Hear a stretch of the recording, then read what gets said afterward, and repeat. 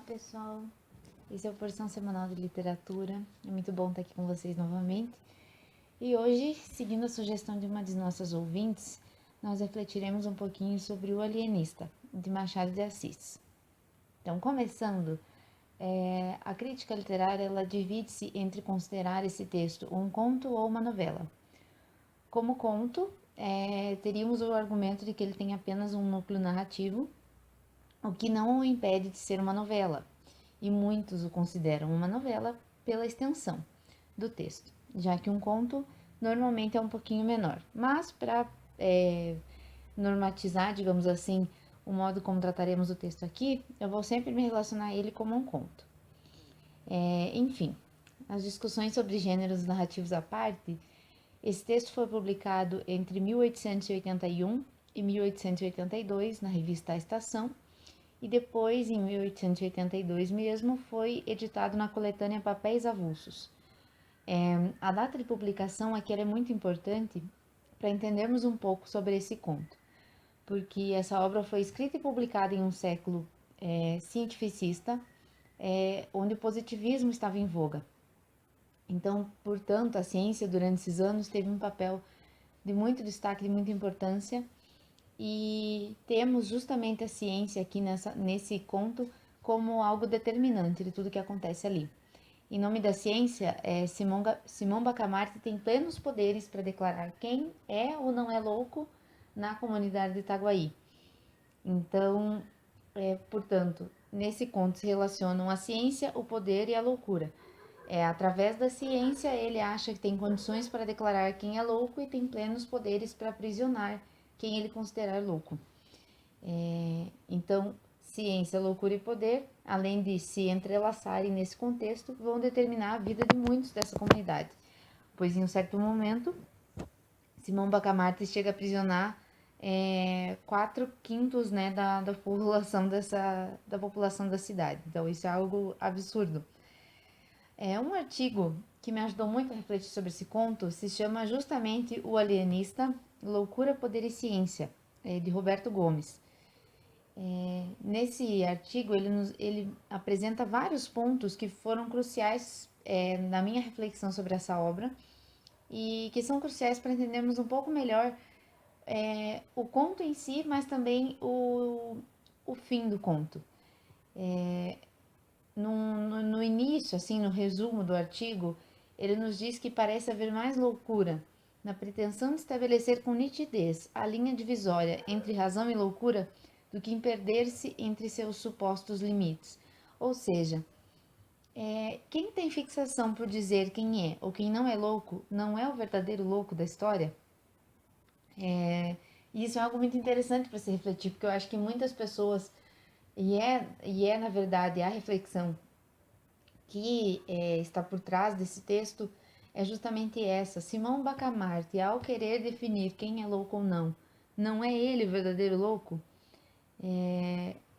E justamente várias coisas que o Simão faz durante a sua vida, que nos são contadas no conto, justificam essa ideia de que ele é o verdadeiro louco.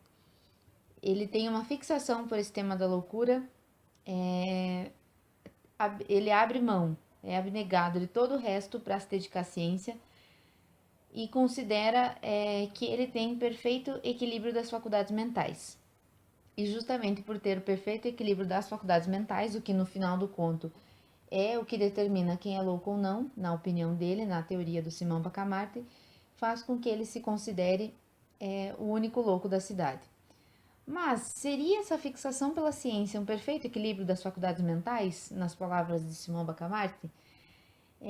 Comecemos por analisar vários pontos da vida dele. Ele escolhe a esposa não porque a ama ou porque a considera bela e atraente ou por qualquer outro motivo pelo qual uma pessoa escolhe o seu companheiro para a vida. Ele escolhe ela por considerar que ela é uma mulher com boas condições de saúde e que está em perfeitas condições para lhe dar herdeiros. E justamente escolhe a Dona Evarista porque diz que ela é uma mulher que não é muito atraente e por isso ela não vai o distrair do seu compromisso com a ciência. justamente quando ele percebe que eles não conseguirão ter filhos, que se passaram 3, depois 5 anos e ela ainda não engravidou, ele coloca isso justamente como desculpa para dedicar-se inteiramente à ciência. Só que ele já tinha essa dedicação total à ciência antes, então a questão de não conseguirem ter filhos foi só uma desculpa. Então, portanto, desde o início a gente já vai tendo pequenos indícios da loucura presente nele. No início do conto, inclusive, quando ele começa a recolher as pessoas com as mais variadas manias e trejeitos na Casa Verde, o leitor fica meio com um pezinho atrás, assim, pois muitas pessoas têm pequenas manias que não indicariam em lugar algum sinais de loucura. Mas ele acha que essas pessoas são as loucas de Itaguaí e as aprisiona na Casa Verde. Mas quando no caso Simão Bacamarte resolve inverter sua teoria e diz que loucos não são os que estão em desequilíbrio das faculdades mentais, mas sim os que estão em perfeito equilíbrio das faculdades mentais, nós vemos como realmente ele é o único louco de Itaguaí desde o início. Inclusive por pensar que existem pessoas que estariam em perfeito equilíbrio de todas as faculdades mentais. Isso é impossível, gente. Nós somos seres humanos. É impossível pensar que existe uma pessoa em perfeito equilíbrio de todas as faculdades mentais. O que ele dá alguns exemplos, algumas pessoas, por exemplo, eram muito modestas, outras tinham muita paciência, outras eram muito abnegadas, ou seja, todas com as virtudes, né, em grau máximo. É impossível uma pessoa que exerça todas as virtudes em grau máximo. Somos seres humanos, né, temos defeitos. Cada pessoa luta por isso. As pessoas que se interessam em serem virtuosas durante sua vida vivem uma constante luta para viver essas virtudes, mas normalmente caem. Não acertam sempre. Então, isso já é impossível ele pensar que existe uma pessoa que vive tudo em estado de perfeição. E por isso, justamente, ele é o único louco de Itaguaí desde o início. Mas é interessante pensar que quando o conto começa e ele se interessa por estudar as faculdades mentais, ele diz que o texto nos diz que não havia loucos em Itaguaí. Então a impressão que se tem é que nós temos aqui um homem que produz loucura e que, em nome da ciência, ou seja, em nome do estudo da loucura, ele adquire plenos poderes para aprisionar ou para soltar quem quiser.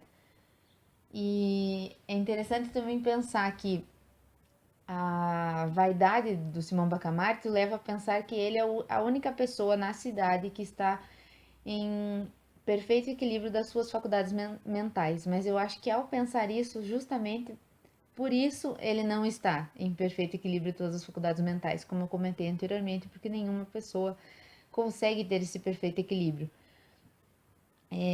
E justamente como é através da sua procura pela loucura que ele vai considerando uma ou outra pessoa louca e chega a considerar 4/5 da cidade como loucos, é ele quem produz loucura ali naquele lugar. E muito, em grande parte, essa loucura do Simão Bacamarte surge porque ele endeusa a ciência. E é justamente essa reflexão que a gente tem a impressão que o Machado quis trazer através do seu narrador. O Machado era muito crítico e justamente em um século cientificista e positivista, ele vem criticar esse endeusamento da ciência. E esse endeusamento foi e sempre será um problema. A ciência não tem respostas para tudo. E quem pensar que a ciência soluciona tudo é como o Simão Bacamarte, o verdadeiro louco da história. E é basicamente, eu acho que isso que o Machado quis que todos os leitores desse conto pensassem, na minha opinião. Bom, gente, hoje o episódio foi um pouquinho mais curto, mas eu espero que a reflexão tenha sido bacana. Algumas pessoas já estão me dando sugestão de outras obras, e como eu falei no primeiro podcast, a ideia é justamente essa: eu fazer a reflexão sobre algumas obras literárias que vocês me indicarem, para que seja ao gosto de vocês. Então eu peço, por favor, que curtam nossa página no Facebook, se chama Porção Semanal de Literatura. Tem uma página no Instagram também. Sigam a página ali, sigam aqui a página do SoundCloud. curtam os nossos podcasts, compartilhem com quem vocês acham que se interessariam pelo tema. E, por favor, deem sugestões, utilizem essas plataformas para dar sugestões das próximas obras, para as próximas reflexões das outras semanas, tá bom? Até semana que vem, pessoal. Um abraço.